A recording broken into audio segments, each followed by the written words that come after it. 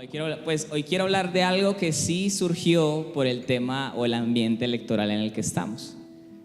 Voy a dar varios ejemplos, pero uno en particular lo leí que no lo tenía en cuenta para hoy, pero lo leí viniendo para acá. Y una amiga de Facebook, publicó el estado de una amiga de esa persona, ¿cierto? Yo no conozco a esa tercera persona, pero lo compartió. Y esta persona decía: yo no voy a votar por este candidato, era Fajardo, por Fajardo, porque dijo la siguiente expresión: porque Claudia López tiene el espíritu de Jezabel, abrió paréntesis, solo los cristianos entenderán, cerró paréntesis y siguió. A mí me llamó mucho la atención esa frase y yo quiero que usted la tenga ahí: solo los cristianos lo entenderán. Porque a mí me llamó mucho la atención y era lo que voy a hablar hoy, pero yo no pensaba hablar, o agregar ese ejemplo. Entonces estaba yo, creo que en el metro, y lo leí: solo los cristianos entenderán. Y bueno, y siguió hablando acerca de cómo le preocupaba, ¿no?, la orientación sexual de Claudia López y lo que podía hacerle al país, etcétera, etcétera. Bueno. Aparte de ese comentario en particular, pues todos hemos estado en circunstancias, o todos aquí, sobre todo los que llevamos más tiempo en la iglesia,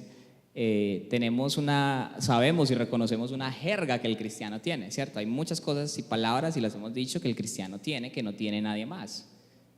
Sobre todo hablo del cristiano en Colombia, el cristiano en Latinoamérica, porque de pronto hay cristianos en Estados Unidos que no nos entenderían, porque es otra cultura también.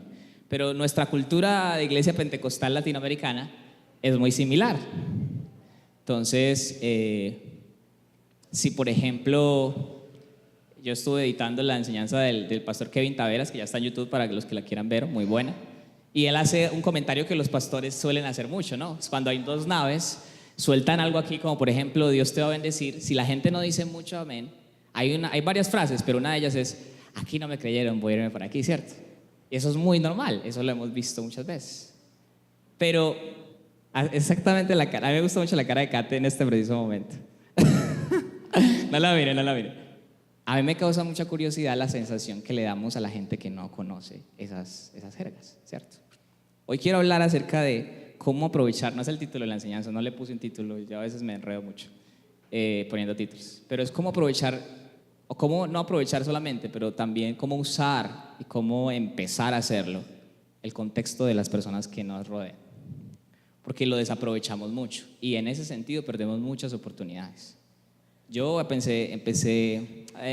cuando empecé el semestre en la universidad, el primero, encontré un compañero que era agnóstico, pero de esos agnósticos canzones. Hay gente agnóstica que es madura y que es: yo soy agnóstico y yo dejo a todo el mundo quieto, ¿cierto? Eso me parece que es maduro. Si queremos hablamos, pero en un tono maduro. Él era como de esos recién salidos de colegio que quería molestar, ¿cierto? Entonces se enteró, yo no me acuerdo por qué. De pronto me escuchó un aleluya por ahí, me cogió orando en el salón, no sé, de pronto porque yo soy una persona que está todo el tiempo en la presencia, ¿no?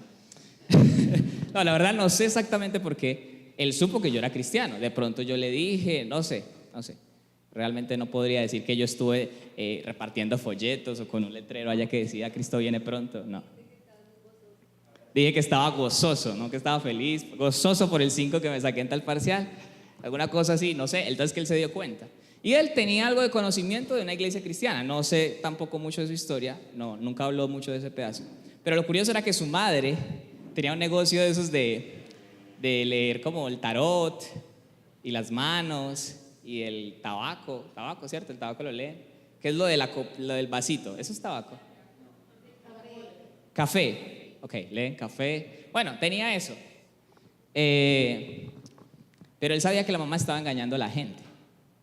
Entonces él comparaba a su madre con los pastores, ¿cierto? Era como: no, pero mi mamá también hace lo mismo, ¿cierto? La gente viene, ella le dice cualquier cosa y ellos le pagan y se van y ya estamos todos contentos, ¿cierto? Entonces él comparaba que un pastor hacía eso, le decía a la gente cualquier cosa que le hiciera feliz, la gente pagaba, ¿no?, cuando daba las ofrendas y ya, era como el negocio. Él comparaba esas dos cosas.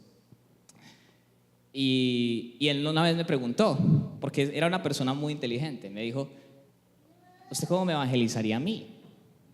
A alguien de la academia. Primer semestre, Dios mío. Después yo no sé, nunca lo volví a ver. Yo creo que él se salió de la universidad, no sé exactamente por qué. Como a los 3 semestres no lo volví a ver. Él era una persona buen estudiante, ya había tratado de estudiar otras cosas, no, microbiología, química pura, los primeros semestres de esas carreras, hasta que llegó a química farmacéutica. El todo es que sabía, le iba bien. En el primer semestre, pues ha visto 3 primeros semestres, entonces claro, le va bien en el primer semestre, entonces era uno de los mejores estudiantes del salón. Entonces claro, él se creía pues, y yo no sabía todo ese trasfondo, entonces yo también lo tenía como, bueno, de pronto el muchacho es muy bueno. Entonces, ¿cómo me evangelizaría a mí? No, ¿cómo yo llego a su culto? ¿Usted cómo va a usar esto de los átomos que estamos viendo aquí? ¿Usted cómo usa eso en una enseñanza? Me hizo esa pregunta, pero él no me la decía para que yo le respondiera. Él seguía hablando, mostraba su libro de Carl Sagan y un montón de cosas y ya, era cada vez que nos veíamos la conversación que teníamos. Pero esa pregunta ha seguido haciendo eco, ¿cierto?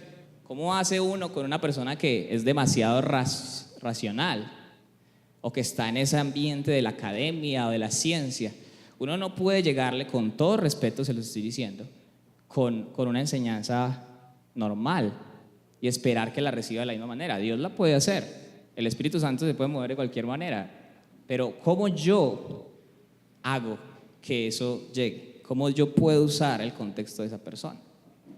Piense por un momento en yo sé que usted tendrá muchas, en una persona que no conoce de Dios o que se alejó de Dios en este momento, que usted de pronto ha sentido o hasta hoy lo va a empezar a sentir la necesidad de acercársele y de alguna manera mostrarle a Jesús. Piensen en una persona, puede ser un familiar, puede ser un amigo o amiga, puede ser una persona que hasta ahora usted está conociendo, pero que por alguna razón ya se enteró de su vida, de pronto que ha sufrido mucho, no sé, y que ya hizo mella, como dicen, ya se quedó ahí en su corazón, en su mente, y usted ya está orando por él o ella, etcétera, etcétera. Todos tenemos muchas personas así. Y una de las cosas que la iglesia ha confundido con evangelizar, porque el Señor nos invita a enseñar, eso dice Mateo 28, no, enséñenles lo que yo les he enseñado. Pero a veces el enseñar, como usamos una palabra que también se llama convertir, que no está mal la palabra, lo confundimos como, entonces esta persona tiene que dejar lo que es en su personalidad, todavía tiene que dejar sus pecados y todo, etcétera, etcétera, pero tiene que dejar lo que esa persona es, lo que Dios creó, y comportarse como se ha comportado todo el tiempo usted que ya lleva rato en la iglesia. ¿Sí me estoy haciendo entender? ¿Sí me van siguiendo? Una clase de adoctrinamiento, que no es lo mismo que enseñanza como la de la palabra. Una clase de casi lavado de cerebro. Y ustedes han escuchado esas expresiones de gente que no conoce al Señor, ¿no? Cuando hablan de la religión, que es como si nos lavaran el cerebro. Y aunque a nosotros no nos han lavado el cerebro, y yo espero que si a alguno le han lavado el cerebro aquí, pues no se, déjelo limpio, ¿cierto? No es que se lo vaya a ensuciar, pero que salga de muchos esquemas que no son la palabra.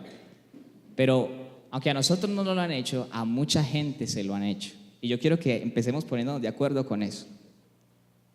Porque como jóvenes, y yo tengo esa carga desde hace mucho, necesitamos salir de esquemas en los que hemos estado sumergidos, en que por nacimiento, a veces por obligación, etcétera, etcétera, estamos ahí.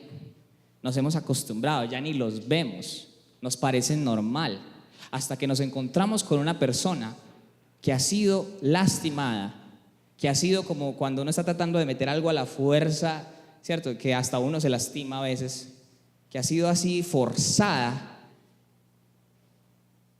y eso lo han hecho pasar como lo estoy evangelizando. Imagínense eso, lo estoy evangelizando, es que tiene que caber ahí, como sea. Es que el Señor me mandó a ganar almas.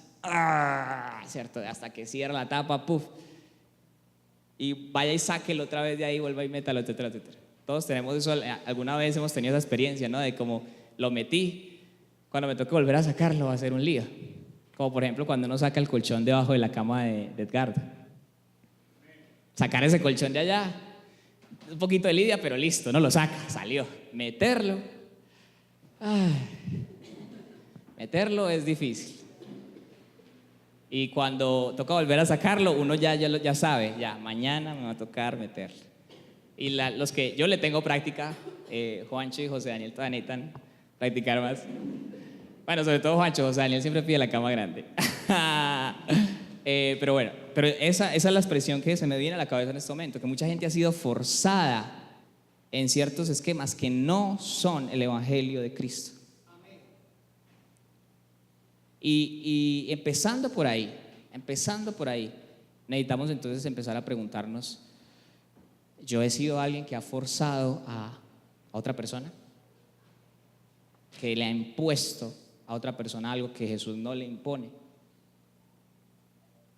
Me causaba mucha curiosidad, eso fue, ya se me olvidó, yo estaba escuchando a alguien y si de pronto fue aquí en la iglesia me lo traen en la memoria, creo que no fue aquí en la iglesia.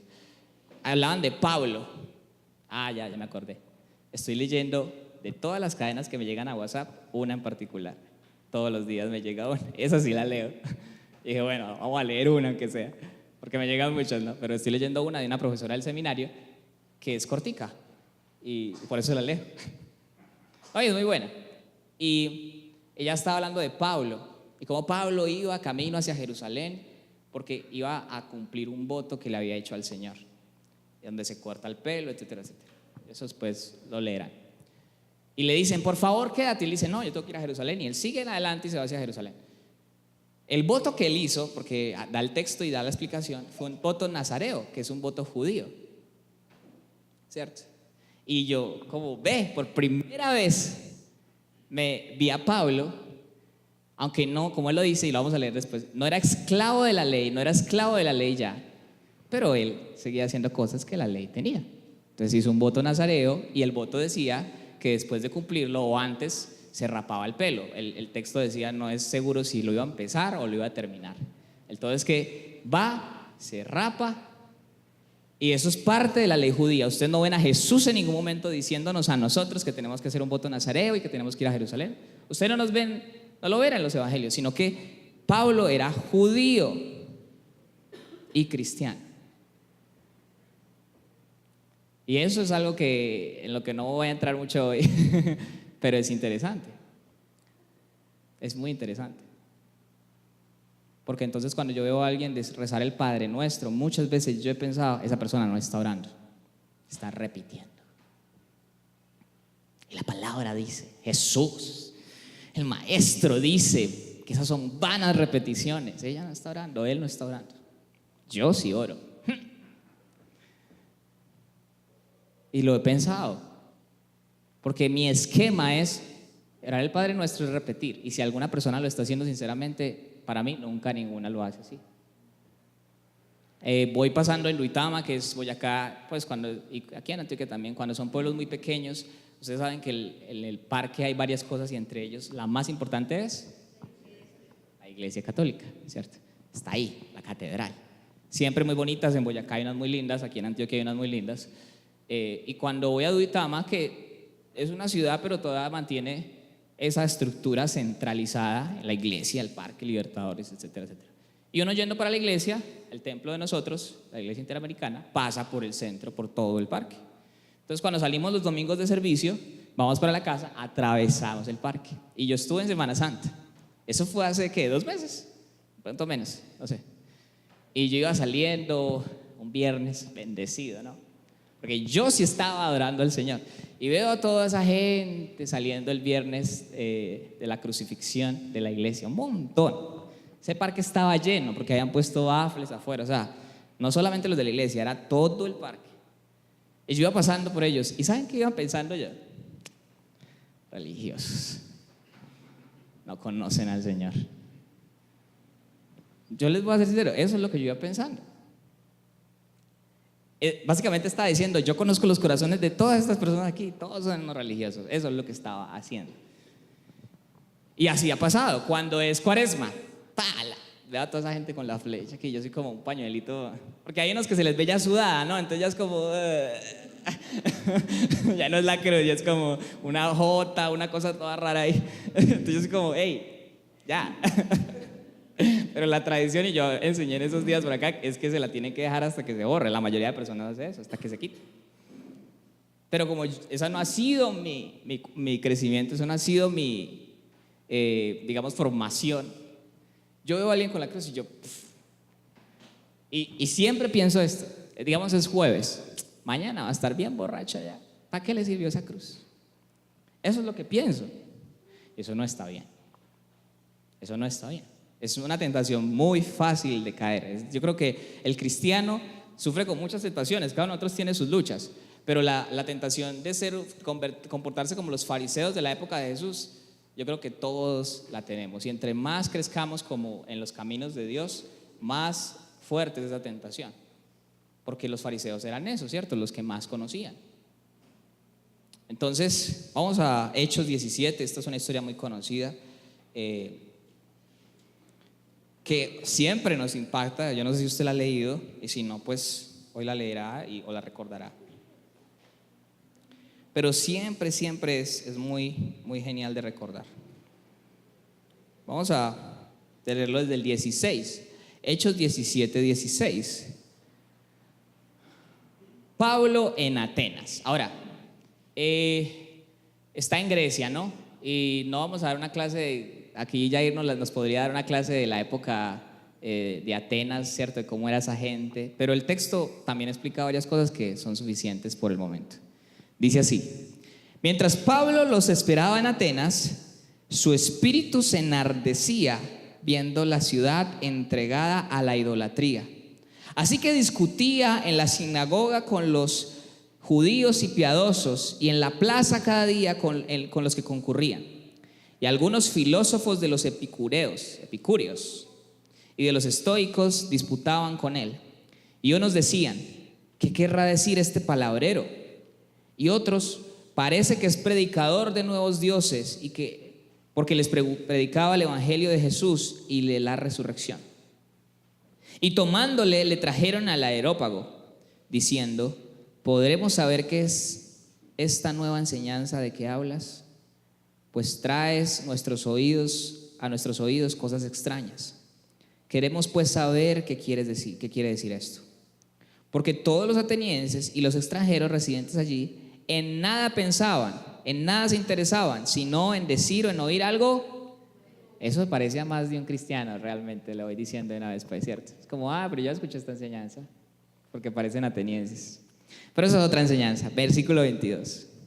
Entonces Pablo, puesto en pie en medio del Areópago, dijo: varones atenienses, en todos observo que sois muy religiosos, porque pasando y mirando vuestros santuarios, hallé también un altar en el cual estaba esta inscripción: al Dios no conocido, al que vosotros adoráis, pues sin conocerle es a quien yo os anuncio.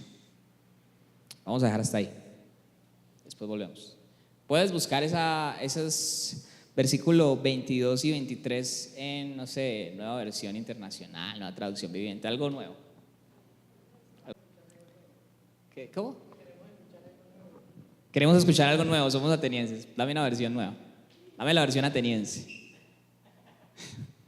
Entonces Pablo, de pie ante el concilio, les dirigió las siguientes palabras: hombres de Atenas, veo que ustedes son muy religiosos en todo sentido. Porque mientras caminaba observé la gran cantidad de lugares sagrados, y uno de sus altares tenía la siguiente inscripción: a un Dios desconocido. Este Dios a quien ustedes rinden culto sin conocer es de quien yo les hablo. Listo. ¿Esa qué versión era? Qué pena, no miré. Nueva Traducción Viviente. Entonces, este es uno de los ejemplos más bonitos de la Biblia, en cómo vemos que Pablo es muy inteligente, mucho. Mi tía me decía, ayer estaba hablando con una tía que está en Estados Unidos y le vi una foto que tenía el Centro Democrático. Entonces le hice una broma, ¿no? Yo le dije: votar por Duque viviendo en Estados Unidos es muy fácil, le dije yo. Pero bueno, entre broma y chanza, me llamó y hablamos un rato y hablamos de Pablo. Ella es pastora, ella es teóloga, ya creo que maestría, algo así, ella sabe mucho. Y me decía, Pablo era una persona que era más moderna que nosotros, sabía de idiomas, tenía visa para todo lado, ¿cierto? Era romano, era judío, entonces él sabía usar eso, él sabía usar el contexto. Acuérdense que eso estamos hablando, de la gente a la que le va a hablar. ¿Qué tal que Pablo, como es judío, le hubiera hablado como judíos? Lo sacan de ahí. Ahorita lo sacan, pero lo sacan más rápido. Pablo vio algo, él observó algo en esa ciudad, que había un altar a Zeus, un altar a Apolo. A mí me encanta la mitología griega, a veces creo que sé mucho y después ¡puf!, descubro que no sé nada, o he perdido muchas historias, pero bueno, cierto, a Atenea supongo que había uno, cierto, la ciudad de Atenas, y uno para Sella, uno para Ioria. Caballeros del Zodiaco para el que no sepa del que estoy hablando. Y había, entre otras cosas, un altar que decía NN, ¿cierto? Al Dios que no conocemos. ¿Por qué? Porque bueno, de pronto hay un Dios que no conocemos, mejor adorémoslo, porque si se pone bravo, pues maluco. Adoremos a alguien así de pronto, ¿cierto? Y esa sensación de, por eso ese dicho de Sócrates, ¿cierto? Solo sé que nada sé, es como siempre hay algo más que saber. Entonces esa tesis también se veía mucho ahí, ¿no? Porque de pronto no conocemos a todos los dioses, pongamos uno que diga al Dios no conocido. Cuando ellos pusieron eso, nadie estaba pensando al Dios que se le reveló a Abraham, Isaac, Jacob. No, ellos pusieron eso como porque Pablo lo dice, son muy religiosos. Pongamos uno al Dios que no sabemos quién es ni cómo es, pongamos uno. Conocemos a este, uno al que no sepamos nada. Pero Pablo usó eso y dijo, ahí hay un Dios que ustedes no conocen. Ese Dios que ustedes no conocen es el que yo predico. Entonces todo el mundo, imagínenselos, ¿no? Imagínense la sensación, es como, de este no nos hablaba nadie, se supone que nadie lo conoce. Aquí de Zeus nos hablan todo el tiempo, aquí de Apolo, de Ares nos hablan todo el tiempo, pero el de que no conoce. El que escribe Hechos es Lucas, que también sabe, es que los atenienses les gustaba escuchar lo nuevo, algo nuevo, no el mismo reggaetón de siempre, algo nuevo. Entonces Pablo aprovechó eso y capturó la atención. Era en el Areópago, o sea, imagínense eso en la plaza pública más importante como para esa clase de conversaciones filosóficas, teológicas. Todo un montón de gente ahí, muy sabia, y mucha gente que de pronto del común, a escuchar a Pablo. Pablo tenía el auditorio, Plaza Mayor, lo consiguió porque usó el contexto de la gente que lo estaba escuchando.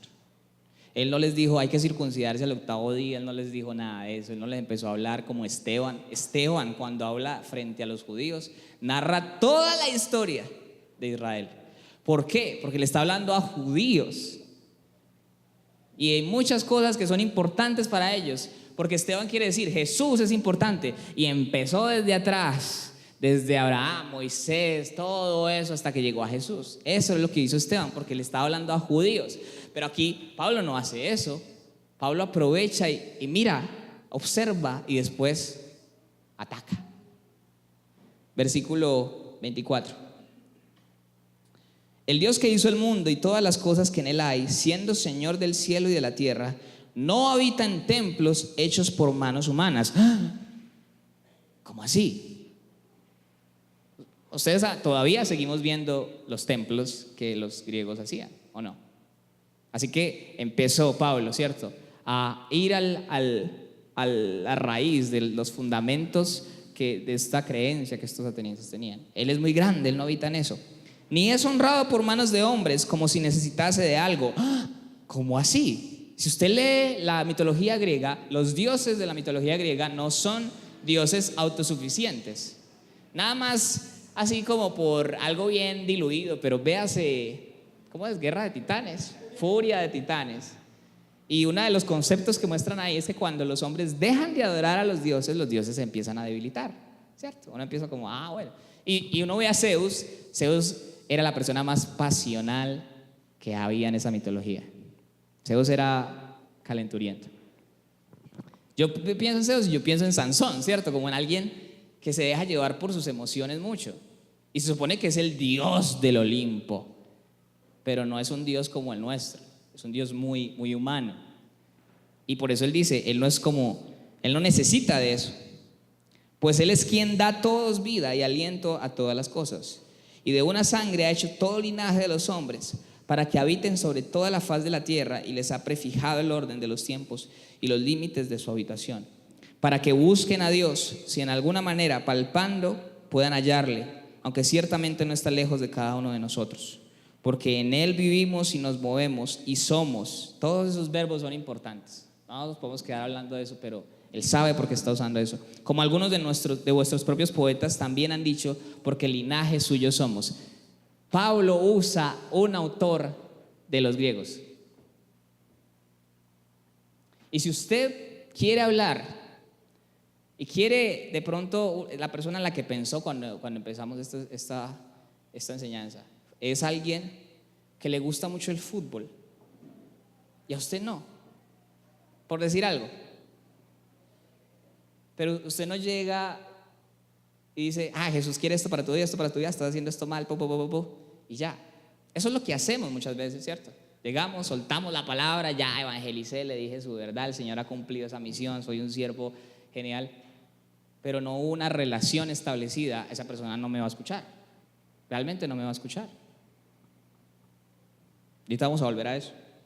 Pablo usa a un poeta que básicamente era un filósofo, podría uno también creer, de esa época, de esa gente. No dice como Gamaliel, mi maestro. No, él usa a un poeta de ellos para que lo sigan escuchando. Y dice: siendo pues linaje de Dios, no debemos pensar que la divinidad sea semejante a oro, plata, piedra, escultura de arte y de imaginación de hombres. ¿Por qué? Porque hay estatuas de oro, plata, piedra, de imaginación de hombres. Zeus es así, Apolo es así. Y él está sacando a la gente de su contexto, pero él primero entró ahí. Y dice: pero Dios, habiendo pasado por alto los tiempos de esta ignorancia, ahora manda a todos los hombres en todo lugar que se arrepientan, por cuanto ha establecido un día en el cual juzgará al mundo con justicia por aquel varón a quien designó, dando fe a todos con haberle levantado de los muertos. Y ahí es donde todo gira, porque ellos no creían la resurrección. Pero cuando oyeron lo de la resurrección de los muertos, unos se burlaban y otros decían: ya te oiremos acerca de eso otra vez. Y así Pablo salió de en medio de ellos, más algunos creyeron. Vamos hasta ahí. Ese más algunos creyeron es: pero valió la pena. Entonces empecemos. Introducción, no, mentiras, no. Empecemos a cerrar la idea. No se asuste. Pensemos en los discípulos de Jesús, porque creemos que los dos eran los mejores amigos de Jesús. Cuando Jesús los escoge, ¿cuánto tiempo lleva conociéndolos? Y muchas veces creemos que la gente más cercana a nosotros, que no conoce a Dios, sígame aquí que seguimos en ese contexto, necesita ser algo antes de ser nuestro amigo. Necesita convertirse en algo antes de ser nuestro amigo. Y por eso muchos de nosotros lo único que tenemos son amigos cristianos. Y no está mal tener amigos cristianos, está mal tener solo amigos cristianos. Eso está mal. Y si se va a quedar con algo esta noche, eso. Quédese con eso. Eso no está bien. Eso habla mucho. Y lo digo porque no es la primera vez que yo hablo de este tema aquí, pero es porque sigue siendo un inconveniente, sigue siendo un freno para cosas que Dios quiere hacer. Como iglesia no estamos en una posición en donde tenemos que cerrarnos como un club, y de nada nos sirve tener esas puertas abiertas si las puertas de nuestras vidas, de nuestras casas, no están abiertas. Aquí la gente viene, pero aquí no se establecen relaciones reales porque no hay tiempo. Aquí, si usted quiere, viene, entra a las 9, sale a las 11 y no hizo ninguna relación. Así que esas no son las puertas que tienen que estar abiertas, o no solo esas, porque hay que dejar entrar a la gente, sino las puertas de nuestra vida. Hoy leí un artículo que tenía hace rato guardado, y hace rato los que estuvieron en esas enseñanzas, fue un jueves o miércoles, hablaba acerca de la brecha de la raza en Estados Unidos, ¿no? Eso fue hace rato cuando yo estaba leyendo mucho sobre eso. Tenía uno que no había leído y era muy fuerte leer eso, era muy fuerte ver a una persona, la historia está muy bien escrita, una mujer afroamericana, y tenía una lista de 13 iglesias a las que fue, Y todo va hasta que queda sin ninguna. 13 iglesias, entre ellas muchas grandes.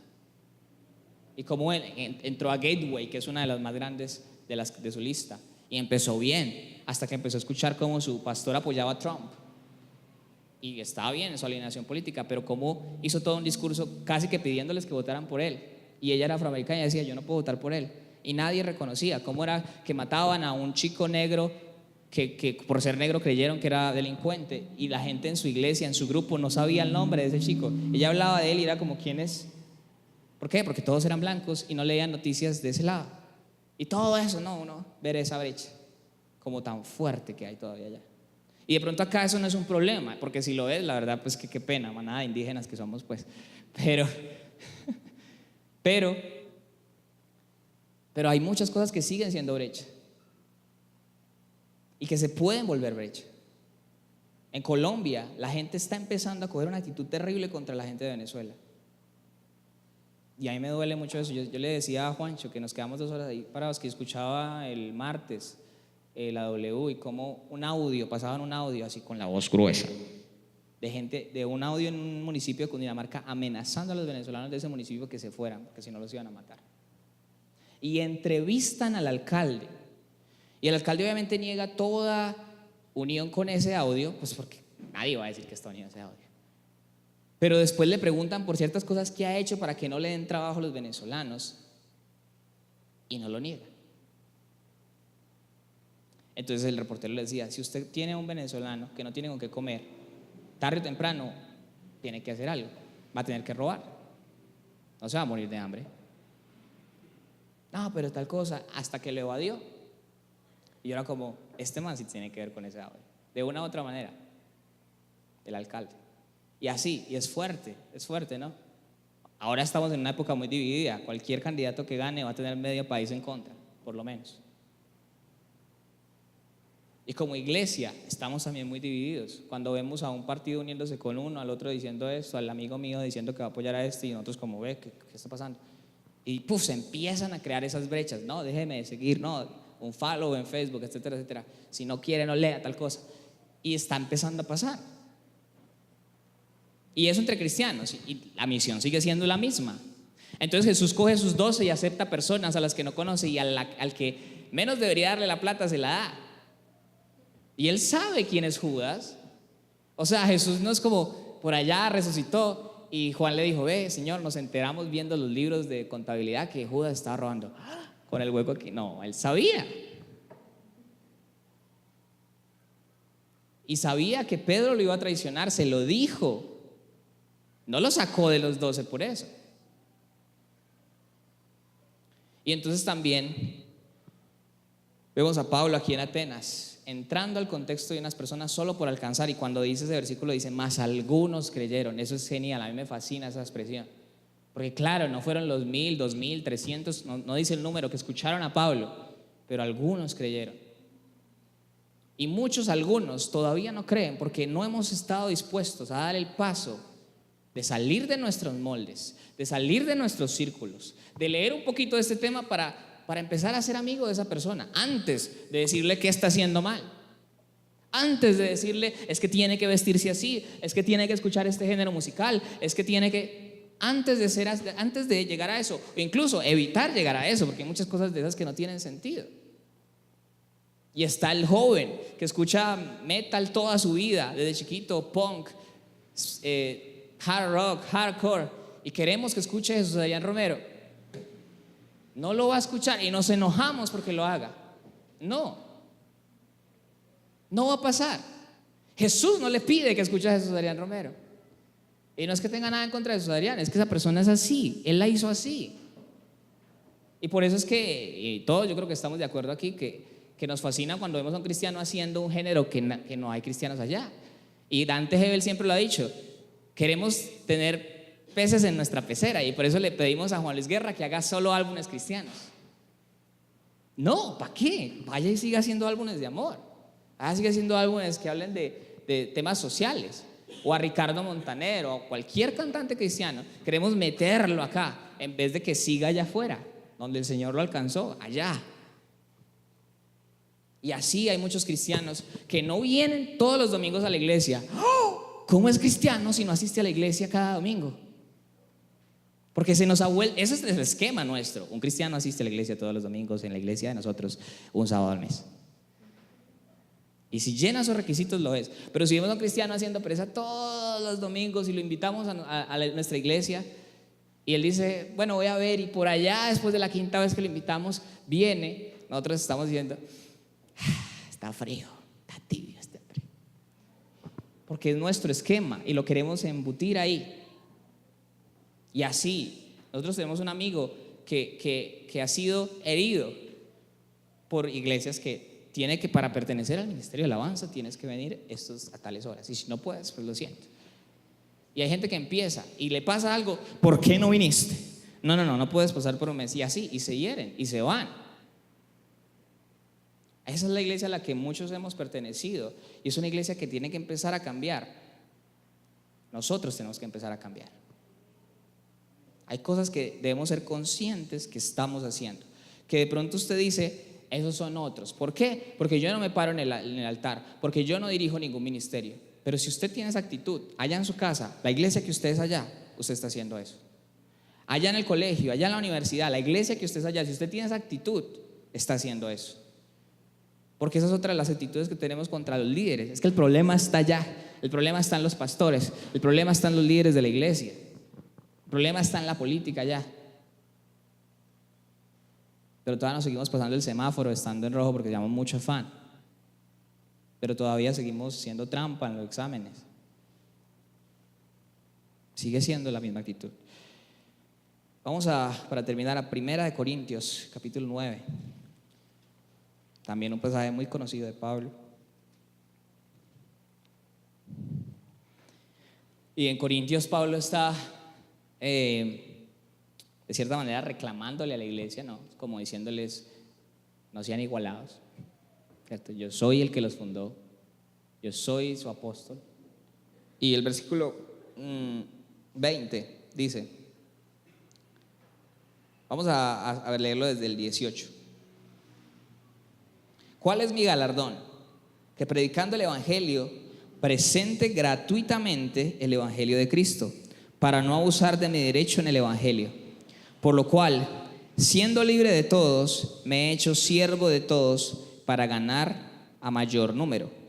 Me he hecho a los judíos como judío para ganar a los judíos. A los que están sujetos a la ley, aunque yo no esté sujeto a la ley, como sujeto a la ley, para ganar a los que están sujetos a la ley. Y a los que están sin ley, como si yo estuviera sin ley, no estando yo sin ley de Dios, sino bajo la ley de Cristo, para ganar a los que están sin ley. Me he hecho débil a los débiles para ganar a los débiles. A todos me he hecho de todo, para que de todos modos salve a algunos. Y esto hago por causa del evangelio, para hacerme copartícipe de él. ¿No sabéis que los que corren en el estadio, todos a la verdad corren, pero uno solo se lleva el premio? Corred de tal manera que lo obtengáis. Pablo está hablando acerca de, específicamente en el pasaje, de la parte económica, porque antes dice, ¿acaso Bernabé y yo no tenemos derecho? ¿Acaso no trabajamos? Porque parece que si les pedimos algo estuviéramos pidiéndoles más de lo que merecemos. Pero él dice, pero yo no quiero su dinero. Por eso acabamos de leer, mi gloria, mi galardón está en predicar gratuitamente. Yo no quiero recibir eso, porque si ustedes me empiezan a dar algo, entonces creen que es porque me están pagando que yo les predico. Yo prefiero hacerlo en servicio. Y por eso dice, a los judíos me he hecho judíos, a los libres me he hecho libre, a los que están sin ley me he hecho sin ley, a los que están bajo la ley me he hecho bajo la ley, para alcanzarlos. Y necesitamos empezar a evaluar en esa persona que pensamos antes de empezar esta enseñanza, ¿qué debo hacerme yo? Pablo no está hablando aquí de aceptar cosas que Cristo no acepta. No lo vimos en Grecia, no lo vimos en Atenas diciéndole a todos sigan adorando, no, lo vimos diciéndole ignorantes, le dimos diciendo, pero ya ha pasado esa época de la ignorancia. Lo vimos predicando el mismo evangelio, pero no lo vimos citando a Moisés, no lo vimos citando a Isaías, no lo vimos haciendo eso. Él cambió eso, mantuvo la esencia, pero cambió su manera de decirlo, cambió su manera de actuar. Así que en esa persona en la que pensamos, ¿qué tenemos que cambiar? De pronto no tengamos que hacerlo, pero ¿qué tenemos que estar dispuestos a cambiar para alcanzarlos? ¿Qué prioridades? De pronto es el tiempo que yo dedico en mí mismo, en que yo quiera descansar, quiera ver esta serie, quiera hacer, yo quiero hacer esto y voy a ver qué espacio me queda después de que yo haya hecho todo esto para mí, para ver si hoy llamo a esta persona, para ver si yo hoy visito a esta persona, para ver si yo salgo con él, ella, hoy, etc. ¿Qué me toca empezar a hacer? Porque ese es el Jesús que nos encontró a nosotros. Él se hizo hombre. Él entró en nuestro contexto. Él cogió nuestras debilidades. Él empezó a sentir hambre cuando no tenía necesidad antes, pero lo hizo para que nosotros sepamos que Él sintió hambre alguna vez, que Él sintió frío, calor, que Él sintió dolor físico, pero que Él también sintió dolor emocional. Para que cuando nosotros pensemos en nuestro Dios, en nuestro Salvador, no es alguien que no estuvo dispuesto a dejar su contexto, sino que alguien que se bajó de su trono, que se hizo hombre, que sufrió muerte de cruz, por amor a nosotros, por alcanzar, aunque sea a algunos de nosotros.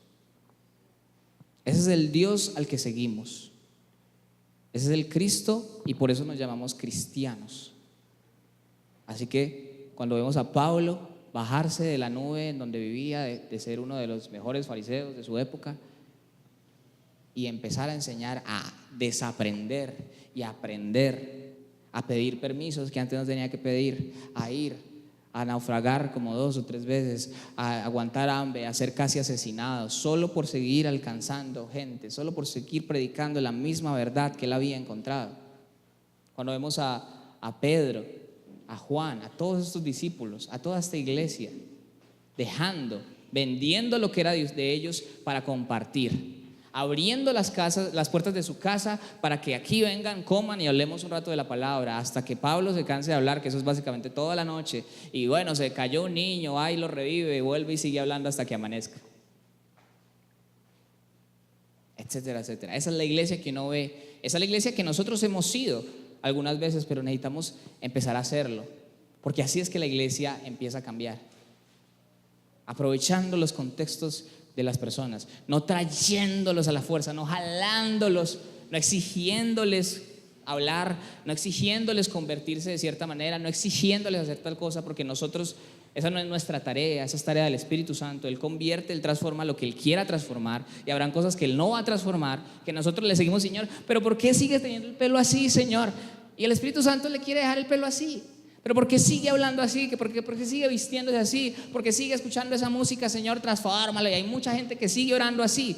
El Espíritu Santo lo va a dejar como lo tiene. O Él va a seguir perfeccionando su obra. Pero ¿cuál es nuestra tarea? Nuestra tarea es ir.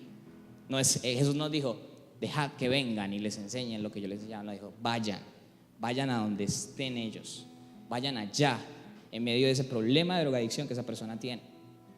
Vayan allá en medio de ese vicio a los videojuegos, vayan allá en medio de esa indisciplina, vayan allá en medio de esa infidelidad, vayan allá, entren, y eso les va a costar tiempo, claro, eso les va a costar esfuerzo, atención, sí, les va a tocar dejar de pensar en ustedes, pero Cristo dejó de pensar en Él y empezó a pensar en nosotros. Así que esa es la iglesia que tenemos que empezar a hacer. Esos son los discípulos, como el lema, ¿no? que tenemos que empezar a hacer. Y solo pensamos en una persona. Y si quiere cambiar, aproveche rápido antes de que oremos. Es solo una persona, pero tiene que empezar a pasar. El letrero allá no hace discípulos. Los cultos acá no hacen discípulos. Nosotros somos y hacemos discípulos. Póngase de pie ahí donde está.